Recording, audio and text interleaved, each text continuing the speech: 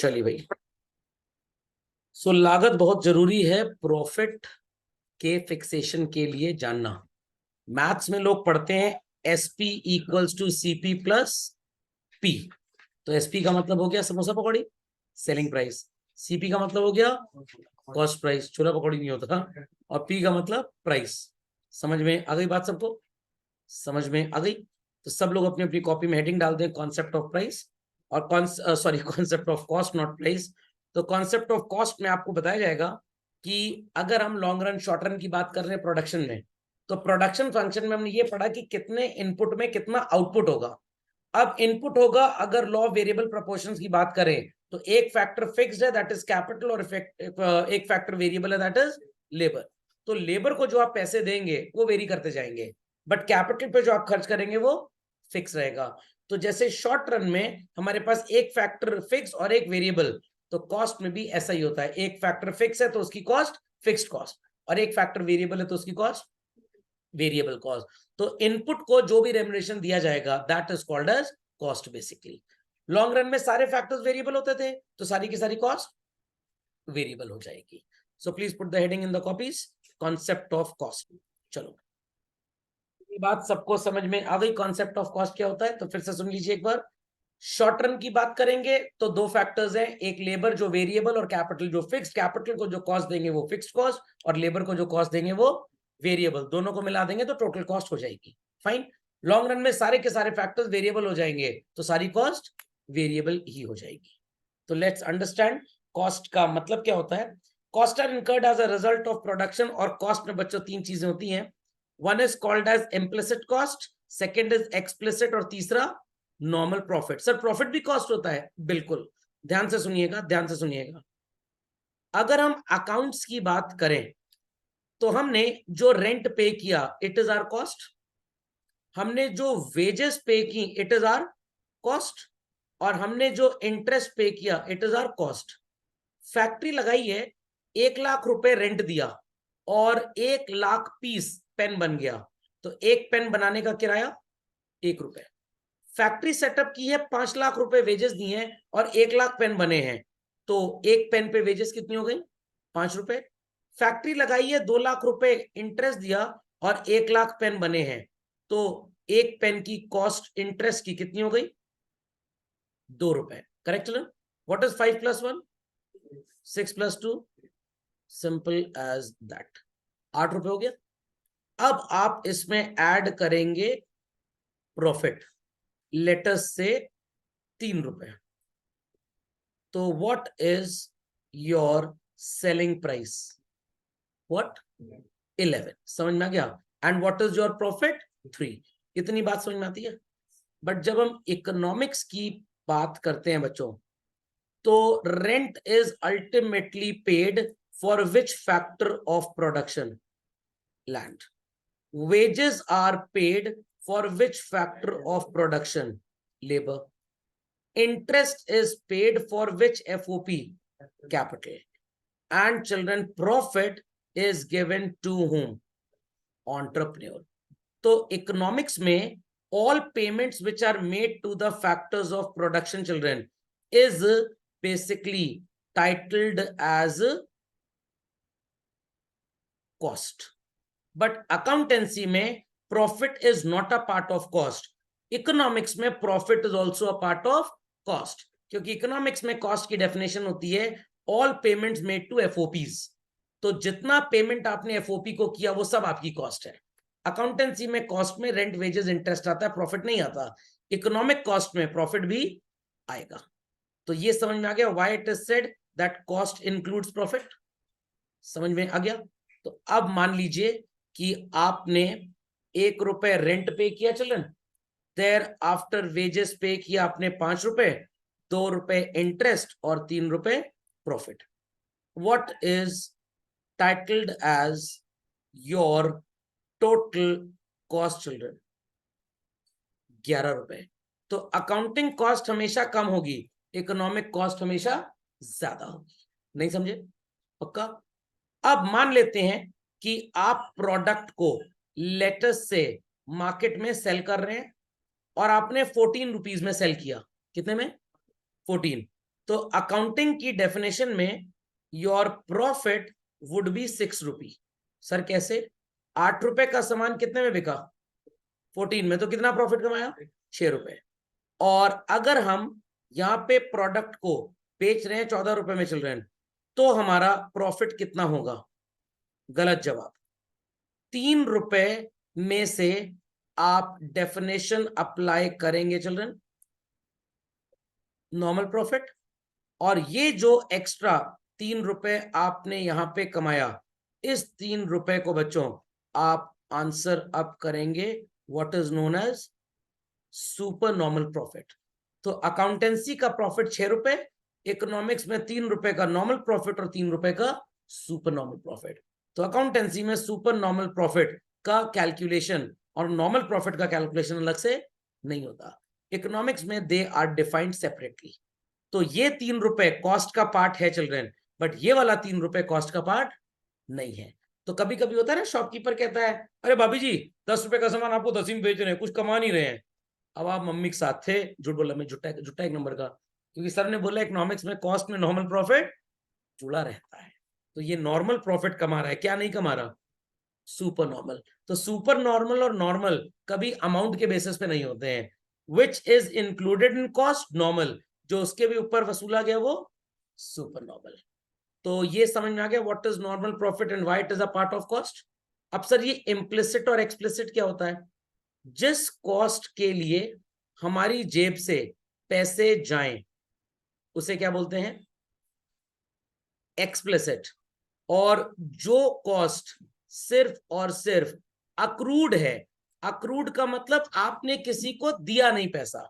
छोटा सा एग्जांपल, आपने अपने ही घर में, अपने ही किचन में जोमेटो को सप्लाई करने के लिए सामान बनवाना स्टार्ट कर दिया, तो क्या, और आप खुद ही बना रहे हैं, क्या बच्चों आप किसी को वेजेस देंगे? आपका अपना ही सो कॉल्ड जो पैसा है वो आपके पास आएगा, तो वेजेस आपकी इम्प्लिसिट कॉस्ट हो गई। मुकेश अंबानी अपने बिजनेस में खुद ही मैनेजमेंट करते हैं और सैलरी भी नहीं लेते। What it clear? सैलरी किसी बाहरी को देनी नहीं पड़ती, बट अगर हायर किया गया होता किसी को तो सैलरी होती, that is called as implicit. आपने अपना पैसा बिजनेस में लगाया, बोरो नहीं करा, किसी बैंक को इंटरेस्ट देंगे? अगर आप इंटरेस्ट पे कर रहे हैं कैश में तो it is called as explicit. और पैसा खुद ही लगाया है, इंटरेस्ट की वैल्यू डिटरमिन कर सकते हो, बट किसी को पे नहीं करेंगे, भाई अपना ही बिजनेस है, तो it is called as what? Implicit cost. समझ में आया? तो इम्प्लिसिट वो होती है जिसका कैलकुलेशन हो सकता है बट पैसा किसी को पे नहीं होता। खोपड़े में बात गई कि नहीं गई? आपकी कोई मशीन है, हर साल वो घिसेगी, डेप्रिशिएट, जिसको डेप्रिसिएशन बोलते हैं, वैल्यू कम होगी, क्या पैसे की दे आते हो? छत पे खड़ो लुटा दो, पूरा पैसा लो, ले जाओ, इतने की मशीन घिस गई, it is known as implicit. आपके पापा बहुत खुश हो गए आपके बर्थडे वाले दिन, चलो 1 साल और निपटा कम से कम, समझ में आ गया, और आपको उन्होंने बोला 1 लाख रुपए ले लो, क्या पैसे घर के बाहर जाएंगे? इम्प्लिसिट। क्लियर? बट पड़ोस में शादी है, आप गए और 11 रुपए लिफाफा देख चले आए, इट इज व्हाट?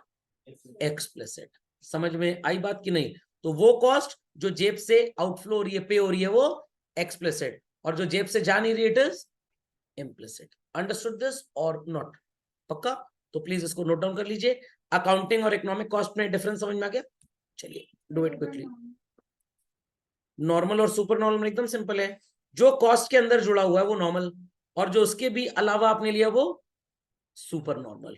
तो यहां पे नॉर्मल और सुपर नॉर्मल का क्लासिफिकेशन नहीं है, यहां पे सुपर नॉर्मल नॉर्मल का है। नॉर्मल प्रॉफिट कॉस्ट का हिस्सा होता है, सुपर नॉर्मल प्रॉफिट नहीं। Okay, be quick. चलिए, तो सबको समझ में आ गया कॉस्ट का क्लासिफिकेशन, इकोनॉमिक कॉस्ट और अकाउंटिंग कॉस्ट का डिफरेंस क्लियर हो गया? चलिए, so further we have children real cost, social cost, private cost and opportunity. Opportunity आपको बताया जा चुका है, तो इसमें समय नहीं बर्बाद करेंगे हम लोग, ठीक है? चलिए, ये सब तो लॉजिक है। इनपुट आप करते हैं लैंड, लेबर, कैपिटल और एंटरप्रेन्योर। इसी इनपुट के जो प्राइसेस होते हैं बच्चों, इन्हीं के एग्रीगेट को हम क्या बोलते हैं? कॉस्ट। इसी के एग्रीगेट को क्या बोलेंगे? कॉस्ट। तो लैंड के लिए क्या पे करते हैं? रेंट। लेबर के लिए वेजेस, कैपिटल के लिए इंटरेस्ट। Got it? चलिए, तो I hope so implicit, explicit, normal profit सब क्लियर हो गया। चलो, व्हाट इज रियल कॉस्ट? आपके घर के बगल में गाय भैंस का तबेला खुल गया, तो अब उस तबेले से आते हैं आपके घर में ढेर सारे मच्छर और कीड़े। उनको कंट्रोल करने के लिए आपको कुछ करना पड़ेगा। आपने नेट लगवा लिया, जाली लगवा ली, आपने कुछ मान लीजिए डोर पे इंसुलेशन करवा लिया, या आपने वो क्या बोलते हैं पेस्टिसाइड या क्या पेस्टिफिकेशन करा लिया घर पे, तो उन जाहिलों की वजह से आपको ये काम कराना पड़ गया।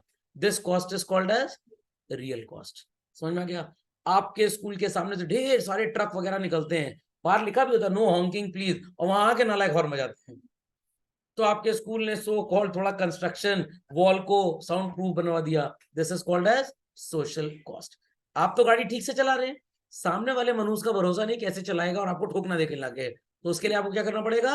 हेलमेट लगाना पड़ेगा, दैट इज सोशल कॉस्ट। कुछ लोग तो पैदल भी चलते हैं, हेलमेट लगा लेते हैं, गाड़ी में थोड़ा ठोक ठाक ना दे कहीं, that is social cost basically. नहीं समझे? समझ में आ गया? मान लीजिए आपका फ्रेंड आपकी कार में बैठा और आप बहुत रैश ड्राइविंग कर रहे हैं, वो खुद ही नींबू मिर्चा गले में लटका लिया है, हनुमान जी की मूर्ति लटका लिया है घोटेट ले, और बाइबल पढ़े जा रहा है, कह रहे जल्दी से वो कुरान भी पढ़नी है फिर। समझ में आ गया? वो हो गया चलो भगवत गीता पढ़नी है, ये हो गया चलो गुरु ग्रंथ साहिब पढ़नी है, या एक ही किताब मोटी से एक साथ बाइंड करवा लिया है, एक एक पन्ना सबका, एक कुरान का पन्ना, एक सो कॉल्ड भगवत गीता का, एक गुरु ग्रंथ साहिब का, और एक बाइबल का, एक एक पन्ना पढ़ता जा रहा है। ऊपर है ओम भूर्भुवः स्वाहा, नीचे चल रहा है ओ माय लॉर्ड, नीचे हे अल्लाह, नीचे चल रहा है भाई। तो ऐसा सो कॉल्ड हो सकता है। तो ये कॉस्ट कौन सी होती है? Social cost. मोबाइल फोन पे टेम्पर्ड लगवाते हैं ना, ताकि अगर गिरे तो टूटे ना, तो that is also social cost. समझ में आ गया? तो सर रियल कॉस्ट फिर क्या होती है? रियल कॉस्ट और सोशल कॉस्ट में थोड़ा सा फर्क होता है। वैसे तो आप सोशल कॉस्ट को रियल कॉस्ट कभी कभी बोल सकते हैं, बट डिफरेंस है। सबको सोशल कॉस्ट समझ में आ गई कि नहीं आ गई? किसी और की हरकत की वजह से आपको पैसे खर्च करने पड़ रहे हैं, तो ये सोशल है। रियल क्या होती है? मैं पढ़ा रहा हूं, मेरे पीठ पे दर्द कर रहा है, मैं पढ़ा रहा हूं, इतना भौंक रहा हूं, गले में दर्द हो रही है, दिस इज सोशल कॉस्ट। तो एक वो लॉन्जिनीस की गोली खानी पड़ेगी। समझ में आ गया? तो this is called as social cost, जो पेन और डिस्कंफर्ट होता है, जिसको आप मॉनेटरी टर्म्स में एक्सप्रेस नहीं कर सकते। तो सोशल और रियल समझ में आ गया? पक्का? चलिए, प्राइवेट कॉस्ट क्या होता है? जिस चीज को आप एक्सप्लिसिट, इम्प्लिसिट और नॉर्मल प्रॉफिट बोल रहे थे कॉस्ट, वही कॉस्ट एक तरह से प्राइवेट कॉस्ट होती है, कोई फर्क नहीं होता है। Understood the differences? चलिए, ये पढ़ा हुआ, इस पे टाइम नहीं बर्बाद करेंगे, जरा भी थोड़ा सा बता देता हूं। 1 करोड़ रुपए केबीसी से आपने जीता, मेरे को डिपॉजिट दे दीजिए, मैं 8% इंटरेस्ट दूंगा। स्टेट बैंक 6.5 देगा, क्या करेंगे लोग? हाँ, यही उम्मीद थी वैसे। तो अगर आप 6.5% कमाना चाहते हैं 1 करोड़ का 6.5 लाख, तो आपको मेरा वाला 8 लाख त्याग देना पड़ेगा। तो 6.5 लाख रुपए कमाने की अपॉर्चुनिटी कॉस्ट 8 लाख। और कुछ को लग रहा नहीं सर कोई हम डिपॉजिट देंगे, तो मेरे से अगर आप 8 लाख कमाएंगे तो आपको वो वाला 6.5 लाख छोड़ना पड़ेगा। तो मान लीजिए कि आपको सो कॉल्ड बर्थडे पार्टी में फ्रेंड ने इनवाइट किया, और उसी दिन 4 घर छोड़ के एक पड़ोसी, उसके यहाँ डाइवोर्स की पार्टी है, तो आप कहेंगे पड़ोसी के यहाँ चलते हैं, बर्थडे तो फिर 1 महीने बाद मना लेंगे किसी ना किसी का। तो आपने डाइवोर्स पार्टी अटेंड की और बर्थडे पार्टी छोड़ दी, तो डाइवोर्स पार्टी अटेंड करने की अपॉर्चुनिटी कॉस्ट बर्थडे को मिस करना। समझ में आ गया? मम्मी को बहुत गुस्सा है आपके ऊपर, पापा को बहुत गुस्सा है, पापा सो कॉल्ड 5 झापड़ मारेंगे, मम्मी 12, किससे सुताया जाए? मम्मी 12 झापड़ मारेंगे, बट सर पापा के जो 5 है ना सर, वो 50 के बराबर है सर, पापा धर्मेंद्र है सर। और मम्मी थोड़ा चूड़ी टूटने डर रहता है, अभी नई चूड़ी खरीदी है, गोल्ड का बैंगल है तो पिचकने डर रहता है, बट कुछ मम्मी लोग ने 12 कैरेट का गोल्ड का बैंगल बनवाया हुआ है, वो पिचकेगा ही नहीं। समझ में आया कि नहीं आया? तो आप कहेंगे पापा 5 झापड़, मम्मी 12, पापा से खा लेते हैं। तो 5 झापड़ अगर आपने खाए तो कितने त्याग कर दिए?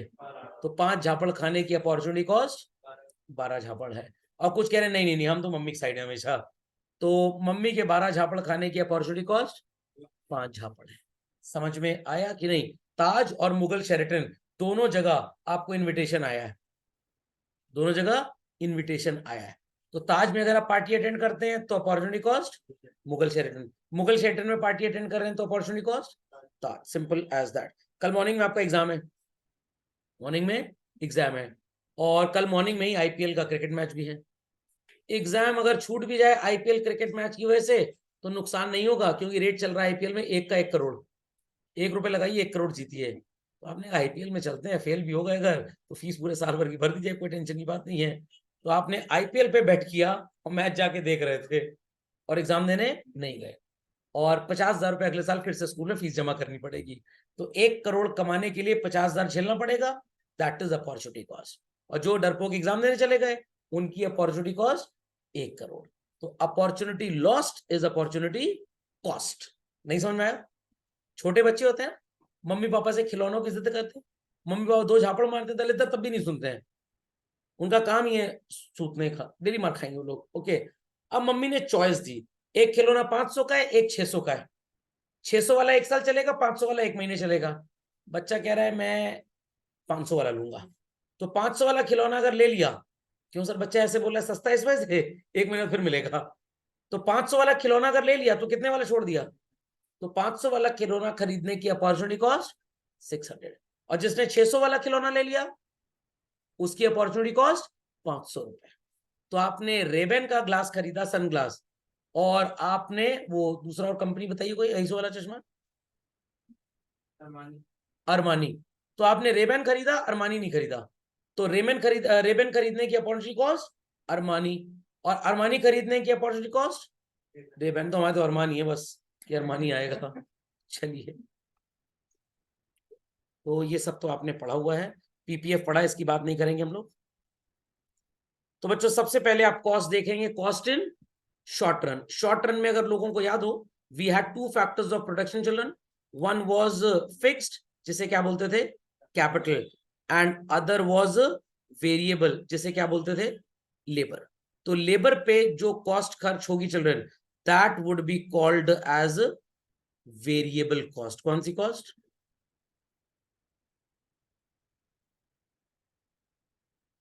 एंड कैपिटल पे जो कॉस्ट खर्च होगी children, that would be called as fixed cost. खोपड़े में बात गई कि नहीं गई? छापो फाइव क्विकली। चलिए बच्चों, तो सबको समझ में आ गया कौन कौन सी कॉस्ट इन्वॉल्व होगी? चलिए, ये मार्केट पीरियड क्या होता है? इसको सो कॉल्ड हम बोलते हैं बच्चों वेरी शॉर्ट पीरियड। यहाँ पे ना आप लेबर को चेंज कर पाएंगे ना कैपिटल को, तो आपकी कॉस्ट में कोई चेंज होगा नहीं और आउटपुट में भी चेंज नहीं होगा। तो इसलिए इस पीरियड की पढ़ाई नहीं की जाती है। Fine. Then we have long run. तो long run is a period जहां पे labour as well as capital both will be variable, और आपकी सारी की सारी कॉस्ट कौन सी होंगी?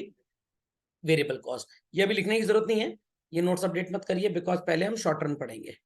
तो फैक्टर्स ऑफ प्रोडक्शन 2 तरह के होते हैं, one is fixed, other is variable. जैसे जैसे स्कूल में स्टूडेंट्स बढ़ेंगे, नंबर ऑफ क्लासेस बढ़ेंगे, टीचर्स का अपॉइंटमेंट बढ़ेगा। क्या प्रिंसिपल 2 हो जाएंगे? वाइस प्रिंसिपल, पर प्रिंसिपल 2 नहीं होंगे। वाइस प्रिंसिपल हो सकता है 2-4 हो जाए, कोऑर्डिनेटर 4-5 हो जाए, बट प्रिंसिपल एक ही होगा। Got it clear? आपकी फैक्ट्री में प्रोडक्शन थोड़ा कम है, आधा मैनेजर लेके आएंगे? नो, मैनेजर तो पूरा लाना पड़ेगा। तो ऐसी कॉस्ट जिसको प्रोडक्शन के बढ़ने और घटने से कोई फर्क नहीं पड़ता, that is known as fixed cost. But वो कॉस्ट जो प्रोडक्शन के बढ़ने से बढ़ जाए और घटने से घट जाए, that is known as variable cost. समझ में आया कि नहीं आया? पक्का? चलिए, FOP is factors of production. ये सब 11वीं का ज्ञान है बेसिकली। चलिए, तो बच्चों ये है आपकी short run cost. Fixed factors पे खर्च किया तो क्या बोलेंगे? Fixed cost. वेरिएबल फैक्टर्स पे खर्च किया तो वेरिएबल। संगम हो गया, मिल गया दोनों, टोटल कॉस्ट। फिक्स्ड कॉस्ट को जब आप quantity of so called units produced से डिवाइड करेंगे तो आ जाएगी एवरेज फिक्स्ड, और वेरिएबल को जब आप डिवाइड कर देंगे so called quantity of output से तो क्या आ जाएगी? Average variable. समझ में आ गया? ये आगे जाता है, इसको वापस बुला लिया गया है। और याद होगा लोगों को, change in total utility was marginal utility, change in total product was marginal product. तो चेंज इन टोटल कॉस्ट क्या हो जाएगा? मर जाने वाली कॉस्ट, मार्जिनल कॉस्ट। तो आप टोटल कॉस्ट को अगर डिवाइड कर दें क्वांटिटी से बच्चों, क्वांटिटी ऑफ आउटपुट से, तो क्या मिल जाएगा आपको? एवरेज। या वेरिएबल और फिक्स्ड के एवरेज को जोड़ दीजिएगा तो भी एवरेज मिल जाएगा। ओके, और चेंज इन कॉस्ट को क्या बोलेंगे?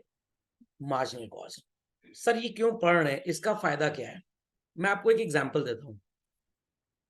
1983 में मारुति सुजुकी इंडिया लिमिटेड ने कंप्लीटली बिल्ट यूनिट्स को इंपोर्ट करना स्टार्ट किया।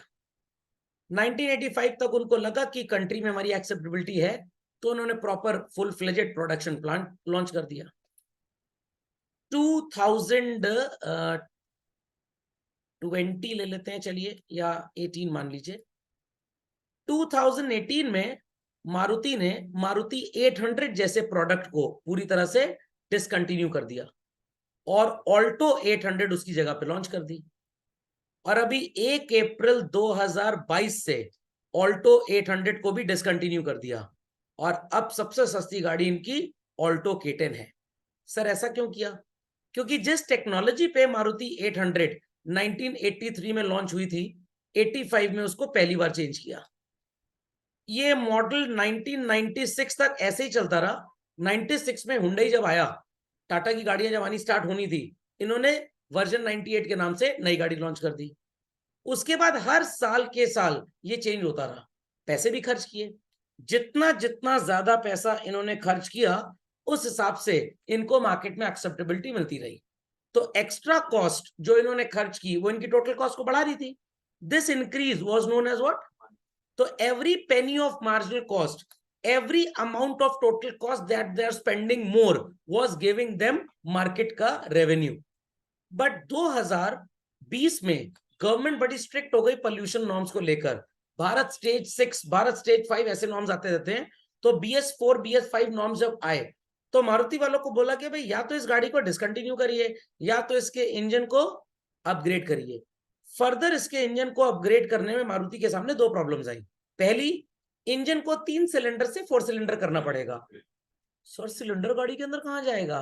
अरे भैया, इंजन जो होता है उसमें पिस्टन ऊपर नीचे मूव होते हैं, प्लग पे टकराता है, कंबस्शन क्रिएट होता है, पावर जनरेट होती है। ऑटोमोबाइल इंजीनियरिंग की क्लास में पढ़ाया जाता है सब। Got it clear? तो मारुति वालों ने सोचा कि भाई ये इंजन का साइज भी बड़ा है, जो हमारी छोटी सी ठिगनी सी गाड़ी में फिट नहीं हो पाएगा, तो हमको कार का साइज भी बढ़ाना पड़ेगा। चलिए वो तो मैनेजेबल इशू था, बट खर्चा कम से कम 4 से 5 हजार करोड़ का एडिशनली था फैक्ट्री के ऊपर। और मारुति ने सोचा कि 5 हजार करोड़ खर्च करने के बावजूद भी मार्केट में जिस प्राइस पे हम गाड़ी बेचना चाहेंगे वो बिकेगी नहीं, क्योंकि तब हमारी गाड़ी जो 3 लाख रुपए की थी वो हो जाएगी 4.25 लाख की, और वहां पे फिर सेंट्रो से कंपटीशन मिलता और लोग खरीदते ही ना, और हमारी अपनी ऑल्टो K10 ना बिकती। आर पीपल अंडरस्टैंडिंग और नॉट?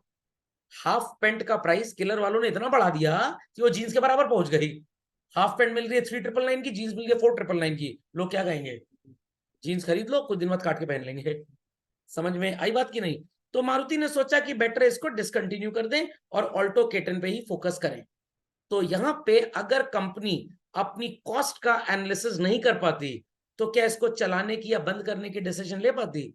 Absolutely not. नहीं समझ में आया? पक्का? तो इफ आई से कि भाई ऑफलाइन और ऑनलाइन अलग अलग सर्विसेज केटर की जाए तो एक ही कंटेंट को 2 बार पढ़ाना पड़ेगा।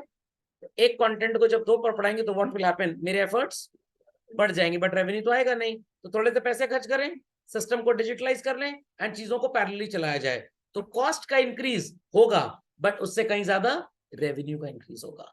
समझ में आ गई बात? तो फैक्ट्री में नई मशीन लगानी पड़ेगी, उसकी कॉस्ट को क्या बोलेंगे? Total fixed cost. मान लीजिए ये मशीन है 25 करोड़ रुपए की। कितने की? 25 करोड़।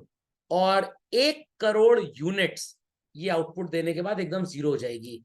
तो 1 यूनिट बनाने में पैसे कितने लगे? 25 रुपए। टोटल 100 करोड़ रुपए रॉ मटेरियल लगेगा 1 करोड़ गाड़ियों को बनाने में।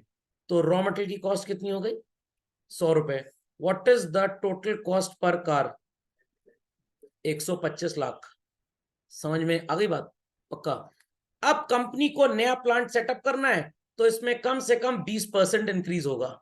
This increase in total fixed cost, थोड़ा सा यहां पे भी इंक्रीज होगा, मिला के increase in total cost, sorry increase in total fixed cost, थोड़ा सा इंक्रीज वेरिएबल में भी आएगा, दोनों को मिला के जो इंक्रीज होगा that is increase in total cost. अब कंपनी को जज करना है कि अगर हमारी टोटल कॉस्ट बढ़ जाती है लगभग 30%, तो हमें क्या 30% ज्यादा रेवेन्यू मिलेगा? अगर हमें मिलेगा रेवेन्यू तो हम कॉस्ट को बढ़ाएंगे, नहीं मिलेगा तो प्रोडक्ट को डिसकंटिन्यू कर देंगे।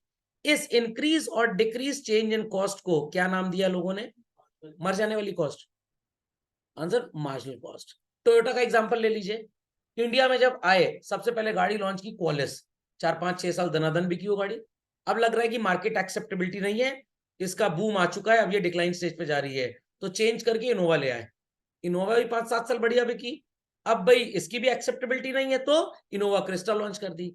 अब वो भी कुछ दिन बिकेगी, इनोवा हाई राइडर आ जाएगी। तो ये चेंजेस क्यों होते रहते हैं? बिकॉज कंपनी फील्स लाइक कि हम चाहे अपनी नई मशीनें लगा लें या वर्कर्स और रॉ मटेरियल को पैसा दे दें, जब तक मार्केट एक्सेप्टेबिलिटी बढ़ी हुई कॉस्ट से रेवेन्यू देती रहेगी, हम इसको भी बढ़ाएंगे, इसको भी बढ़ाएंगे, सबको बढ़ाएंगे। बट द डे हमको लग रहा है कि पैसा खर्च हो जाएगा ज्यादा बट रेवेन्यू ठेंगा उससे आएगा ज्यादा, तो हम क्या करेंगे? प्रोडक्ट को डिसकंटिन्यू। तो अगर आपने कॉस्ट के एनालिसिस नहीं किए, अपनी कॉस्ट को एनालाइज नहीं किया, कितनी कॉस्ट आपकी बढ़ रही है, उससे रेवेन्यू पे क्या इफेक्ट आएगा, क्या आप फैक्ट्री चला पाएंगे, क्या बिजनेस चला पाएंगे? तो बिग बाजार क्यों बिक गया? क्यों उन्होंने अपने आप को रिलायंस को बेच दिया?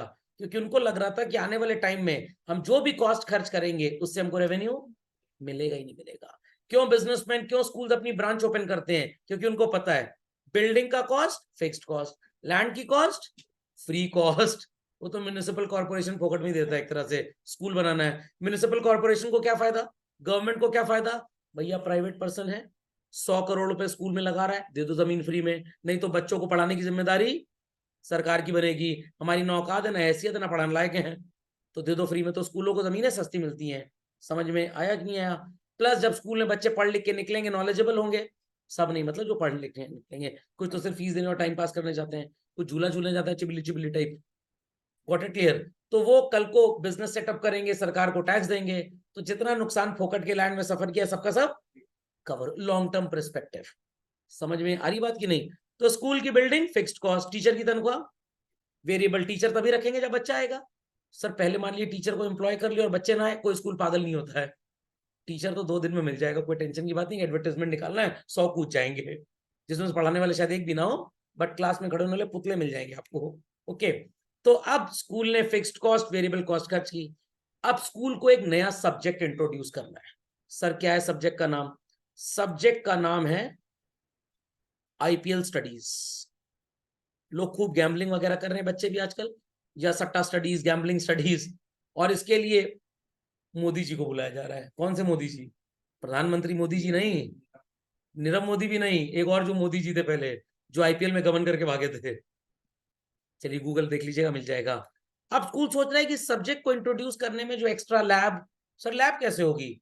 लैब में वहां गैम्बलिंग सिखाई जाएगी ना, ताश के पत्ते, कसिनो, कसिनो ले जाओ, लैब का काम कर देगी पूरा, या विजिट टू कसिनो हो जाएगा।